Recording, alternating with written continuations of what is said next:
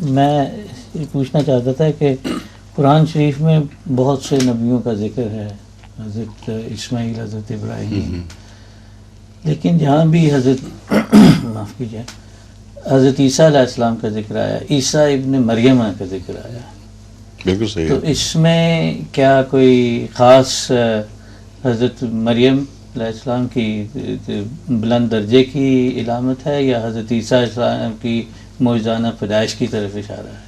یا حضرت عیسیٰ علیہ الصلوۃ والسلام کی بشریت کی طرف اشارہ ہے. جی یہ بھی تو ہو سکتا ہے. یہ بلکہ زیادہ ہاں، یا اس بات کی طرف بھی اشارہ ہے کہ یہ جو خیال کیا جاتا ہے کہ وہ یوسف کا بیٹا تھا اور شادی ہو گئی تھی، یہ جھوٹ ہے.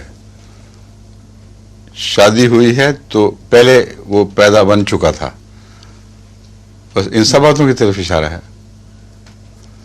یہ جو بعض علماء کہتے ہیں کہ یوسف نجار کا بیٹا تھا اور شادی بھی ہو گئی تھی، لیکن اب وہ اپنی طرف سے ایک طرف سے حضرت مریم کی طہارت اور پاکیزگی کو قائم رکھنا چاہتے ہیں اور دوسری طرف سے اس پر اور بھی بھیانک الزام لگا دیتے ہیں.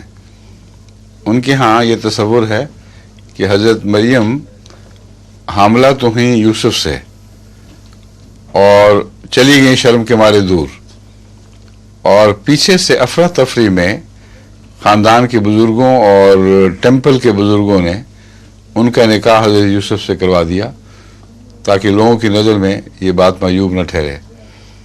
لیکن پہلے اگر نکاح نہیں ہوا تھا تو پھر یہ بات ویسے ہی معیوب ہے اور اگر ہو چکا تھا تو پھر دوبارہ نکاح کروانے کی کیا ضرورت تھی. یہ محض ایک لغو کوشش ہے اس صورتحال سے اعراض کی کہ یا تو میریکل مانیں گے یا ناجائز اولاد، تیسری کوئی صورت نہیں ہے.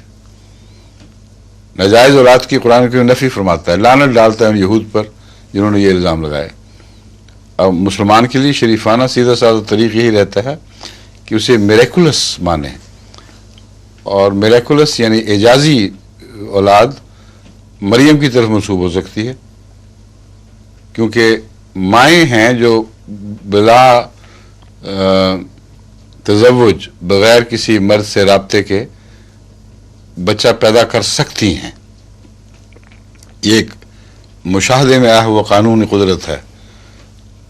غیر انسانی زندگی میں تو کثرت کے ساتھ ایسی اسپیشیز ملتی ہیں جہاں عورت بغیر کسی مرد کے ساتھ تزوج کے بچہ پیدا کرتی ہے، یعنی جو مادہ، عورت سے مراد یہاں مادہ کی بات کر رہا ہوں. اور انسانی زندگی کی تحقیق سے بھی یہ بات ثابت ہو چکی تھی پہلے کہ یہ ممکن ہے، عقل اور سائنس کے خلاف نہیں، کہ کوئی عورت بچہ پیدا کرے اور وہ بغیر کسی خامند یا کسی مرد کی آمیزش کے ہو.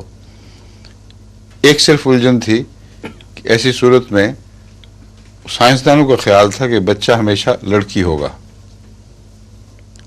مرد نہیں ہو سکتا. لیکن جو اب ریسنٹ ریسرچ ہوئی ہے حال ہی میں جو سائنس کے اخباروں میں چھپی ہے، اس میں انہوں نے ایکسپیریمنٹلی ثابت کر دیا ہے کہ لڑکا ہو سکتا ہے جس کے کروموسوم سارے ماں کے ہوں.